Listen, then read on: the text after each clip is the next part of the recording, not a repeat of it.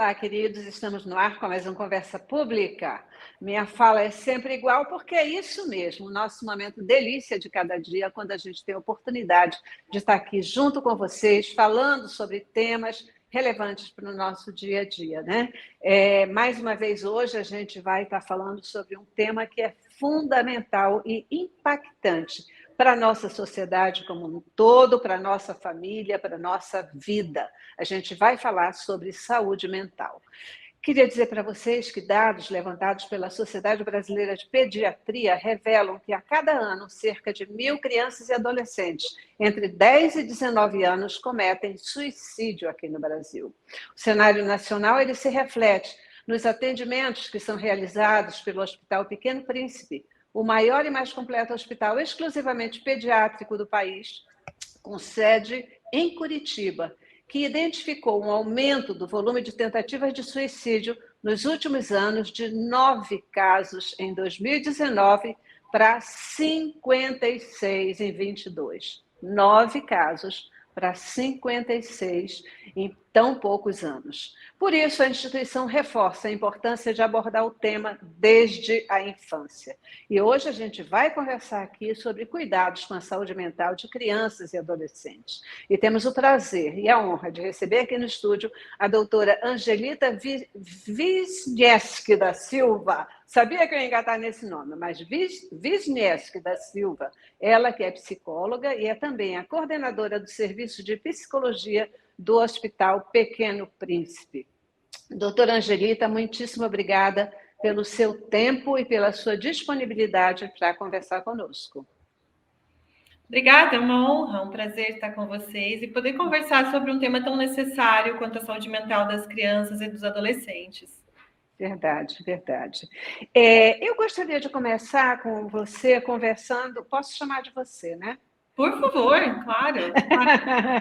Eu gostaria de começar com você, assim, definindo o que é saúde mental, né? A gente tem falado nessa questão, crescimento da falta de saúde mental, tantos problemas aí, especialmente com crianças e adolescentes. Como é que a gente define saúde mental, doutora?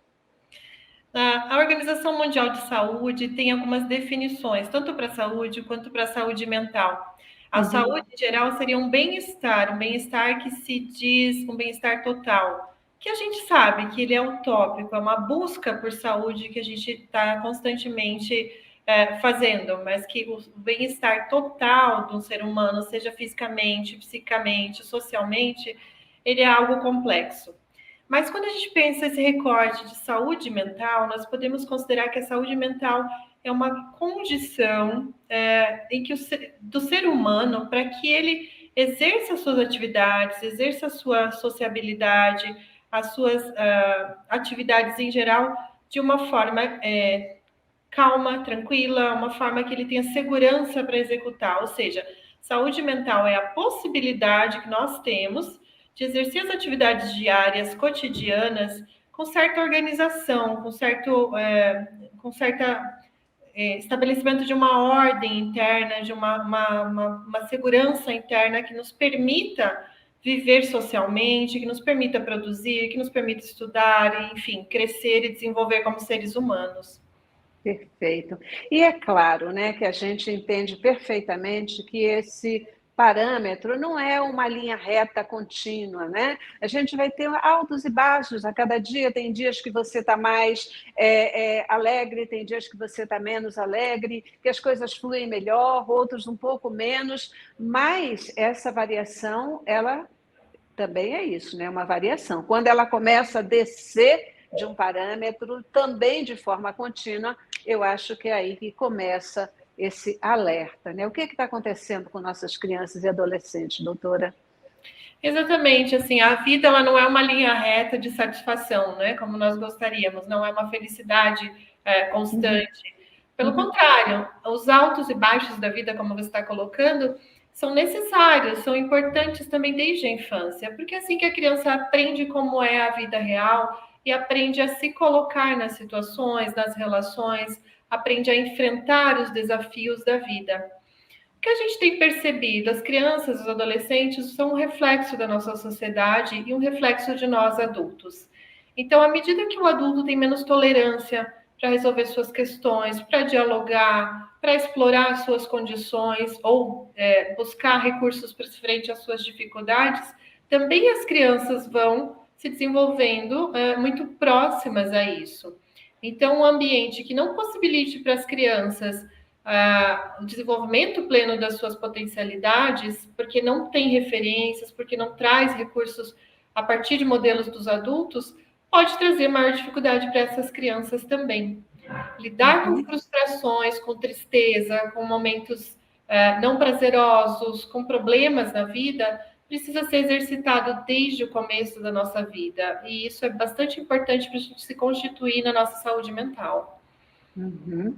Hoje em dia a gente pensa, né, num produto de redes sociais que acabam sempre trazendo uma vida maravilhosa, uma vida bela, porque as pessoas só colocam nas redes sociais aquilo que é o lado bom da vida, né?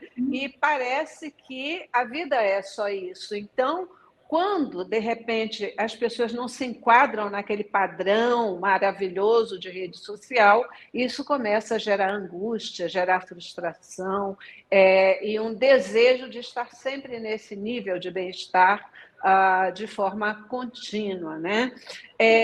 O que tem, como que o Hospital Pequeno Príncipe tem trabalhado, lidado com isso e trazendo, né, para a gente essa importante identificação do número tão significativo de crescimento de suicídios entre nossos jovens e nossos adolescentes, nossas crianças e adolescentes, né? Quer dizer, de 9 casos para 56 em 19, 21, 22, 3 anos é muita coisa, não, doutora?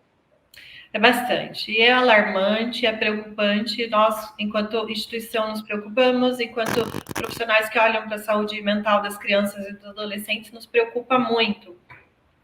O que a gente tem trabalhado, pensado como hipóteses? A gente tem, por um lado, um número maior de notificações, porque nós sabemos que todo tipo de violência, a autoagressão, a tentativa de suicídio é um tipo de violência. Todo tipo de violência pode estar subnotificado, quer dizer, existe muito mais do que a gente recebe no atendimento, pronto atendimento, existe muito mais do que estão nas estatísticas. Se esse número tem aparecido mais, por um lado, as notificações têm ocorrido. Outro viés que a gente olha é assim, a importância dessas campanhas, de programas como esse em que nós estamos conversando a respeito do tema, de divulgação sobre o tema, de desmistificação sobre o tema do suicídio, da automutilação, para chamar as pessoas também, chamar nossos ouvintes, nossos telespectadores, o público em geral, para a importância que a gente tem de considerar uma tentativa de suicídio, uma automutilação, como algo bastante grave. Nós não podemos deixar isso escondido nas nossas casas e passar por esse problema como se dando menos gravidade do que ele realmente tem. Então, a importância da gente buscar os serviços de saúde é extrema e é bastante... traz uma segurança, traz um lugar para onde se vai saber abordar sobre a temática, sobre esses riscos que a criança e o adolescente se coloca. E por outro lado, assim, o que a gente tem feito enquanto instituição, né? Acolher essas crianças e esses adolescentes e dar a importância, enquanto serviços de saúde, enquanto escola, enquanto comunidade, enquanto veículo de comunicação, nós temos que dar a devida importância, sem julgamento, sem repreender essas crianças e os adolescentes, né? A gente não está aqui para brigar com ninguém porque fez uma tentativa de suicídio, pelo contrário, as nossas famílias precisam compreender que acolher e entender isso como um problema que é uma tentativa, que é um pedido de ajuda bastante importante, bastante significativo, é fundamental. Queridos, eu estou conversando com a doutora Angelita Wisniewski da Silva, ela que é psicóloga e também coordenadora do Serviço de Psicologia do Hospital Pequeno Príncipe, que tem feito um trabalho muito importante, né? No tratamento de nossas crianças e adolescentes. O Pequeno Príncipe, ele é um dos principais hospitais, né? No atendimento à infância e também à adolescência.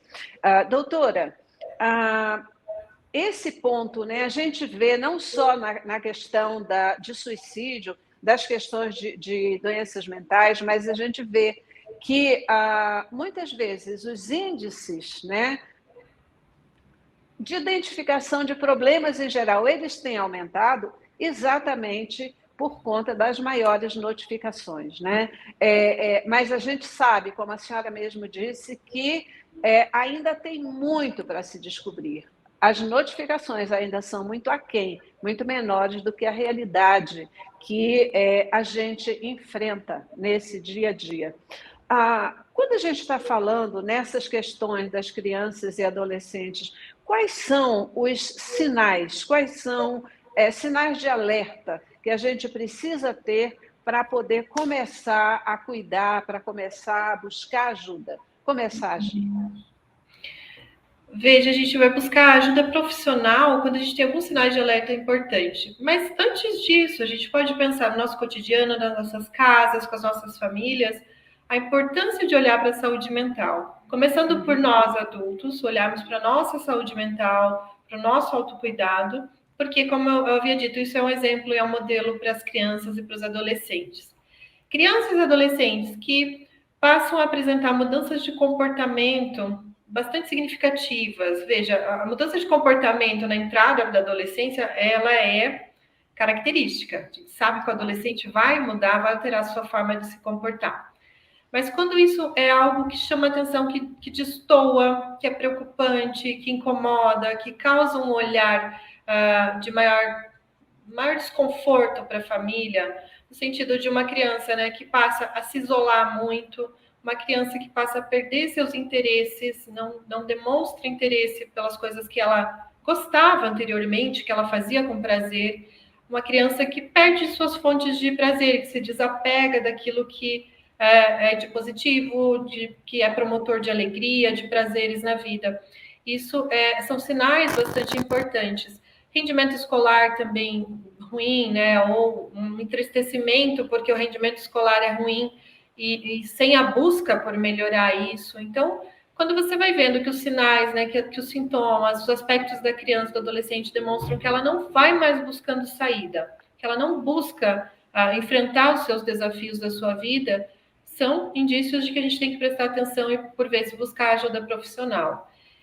Buscar ajuda profissional porque nem sempre a gente vai saber exatamente como conduzir. O ser humano é um ser complexo, que a gente passa aí toda a história da humanidade estudando o nosso funcionamento e a gente tem muito a aprender com cada um. Então, cada criança, cada adolescente vai ter suas características, seu modo de ser, de demonstrar as suas mudanças de fase, né? Mas o importante é que os pais estejam atentos a esses sinais de muito isolamento, de uma tristeza que passa a ser permanente, de um desinteresse pela vida que passa a ser permanente. Verbalizações de que não quero mais viver, eu quero desistir de tudo. Não considere isso como uma ameaça, como a gente tem que desconstruir aquela ideia de que quem vai cometer suicídio não anuncia. Não, às vezes a pessoa anuncia muitas vezes porque ela está pedindo ajuda. E uma criança e um adolescente, quando se automutila, pode estar seguindo uma tendência social, e as redes sociais têm vários desafios que a gente escuta aí ao longo do tempo em relação a isso, e o adolescente se deixa influenciar muito, muito fortemente pelos grupos sociais, mas uma criança ou um adolescente que se machuca, que volta para si uma agressividade, está nos mostrando que ele não encontrou mais estratégias para lidar com aquilo que está incomodando. Então, isso é um sinal de alerta muito importante. A automutilação é um sinal de que os pais se aproximem, olhem, conversem com maior cuidado.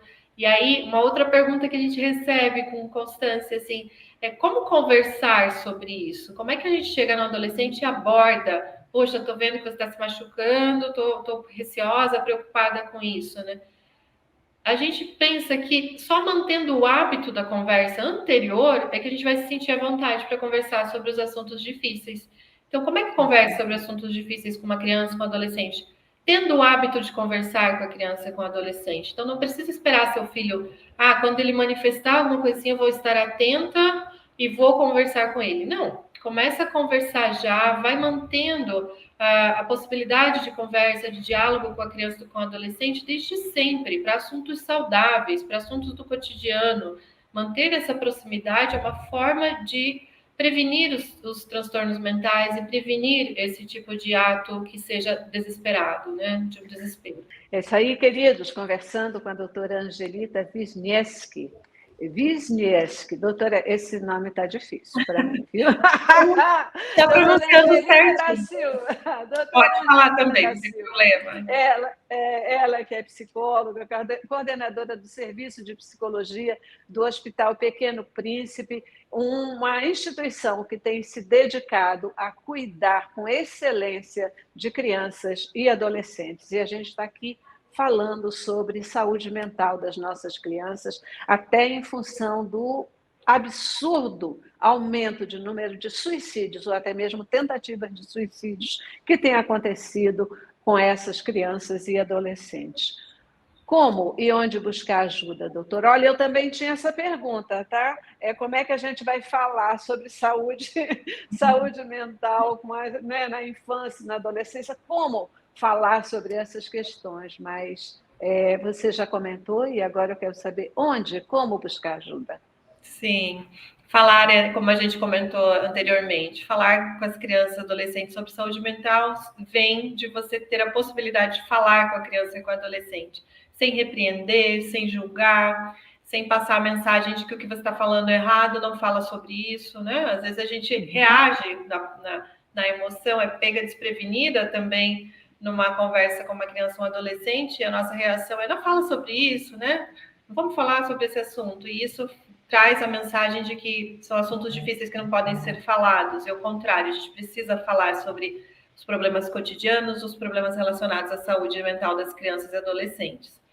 Buscar ajuda profissional sempre que houver algum indício de que o quadro é mais preocupante, que a gente não dá conta sozinha, ou não dá conta na família de lidar com isso, é importante a gente buscar os serviços de saúde, né? Na rede pública a gente aconselha a buscar desde a unidade básica de saúde, porque na unidade básica de saúde os profissionais vão saber para onde encaminhar, quem acionar para cuidar dessas situações específicas relacionadas à saúde mental. Os CAPs são grandes parceiros, os Centros de Atenção Psicossocial da rede pública são grandes parceiros, né, e grandes referências e acolhem também essas situações difíceis.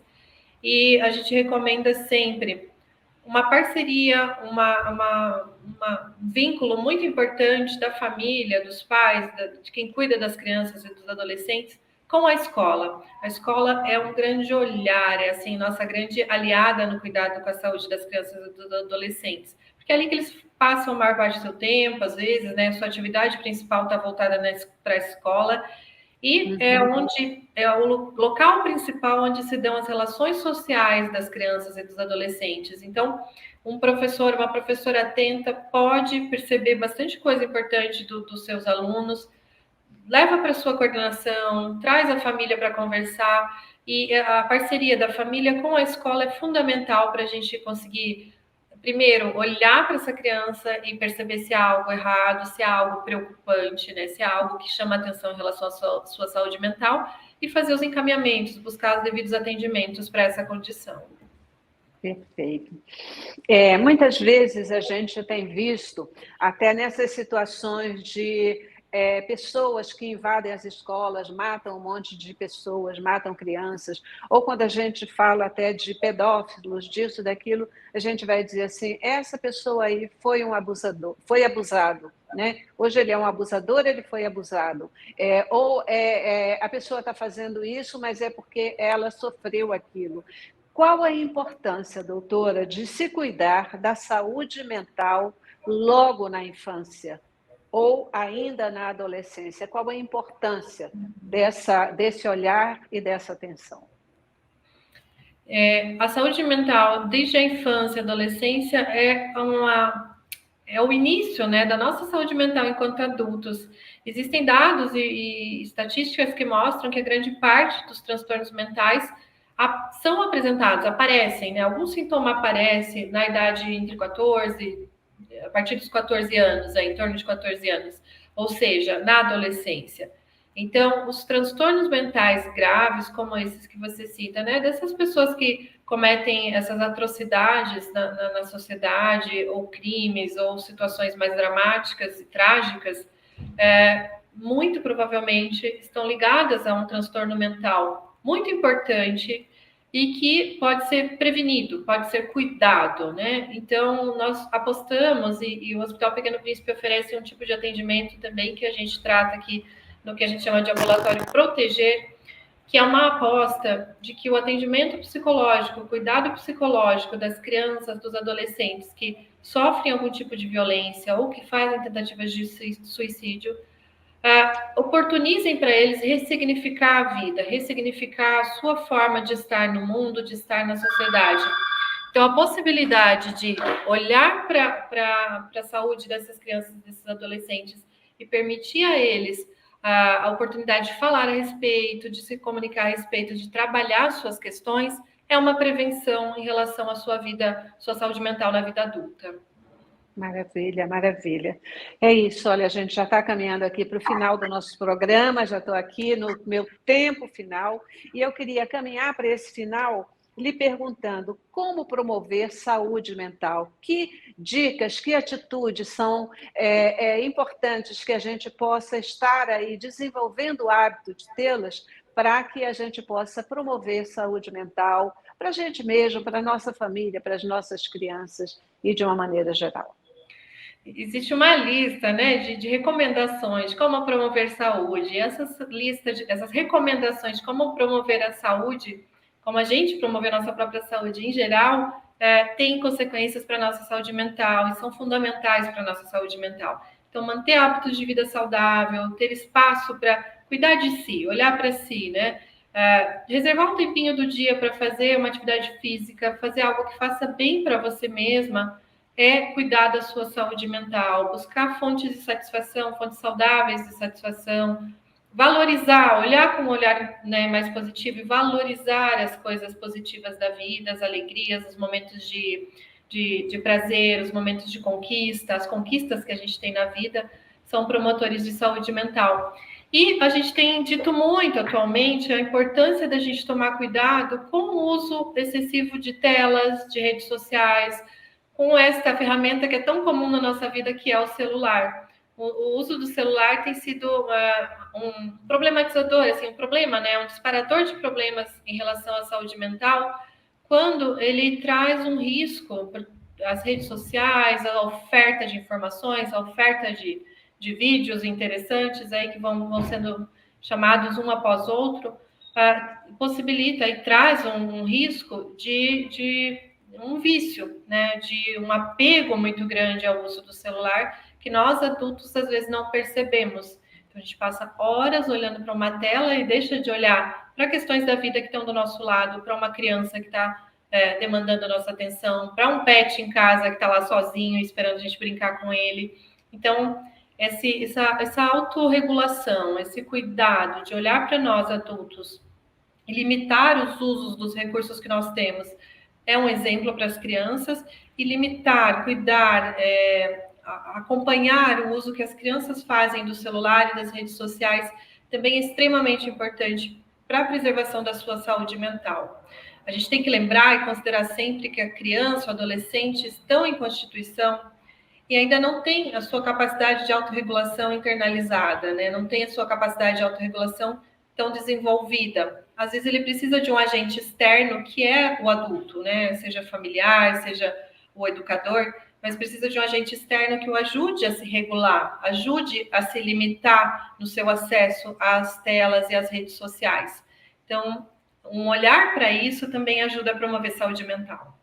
Maravilha, maravilha. E a gente lembrar sempre, né, que mais importante até do que daquilo que a gente fala o tempo todo é o que a gente faz, né? Isso é muito mais marcante do que simplesmente uma verborreia de você ficar falando uma coisa e fazendo outra diferente. Doutora Angelita Wisniewski da Silva, muitíssimo obrigada pela sua conversa de hoje conosco, pelas suas informações. Tá bom? Muitíssimo obrigada mesmo pela sua participação conosco. Eu é que agradeço a oportunidade e, mais uma vez, ressalto com a importância, né, de um programa como o seu tratar de temas relacionados à saúde mental. É bastante significativo a gente ter um espaço para falar sobre isso. Maravilha, maravilha. É isso que a gente quer, trazer informação de relevância. Obrigada a você também, que participou conosco no Conversa Pública de hoje. Até a próxima.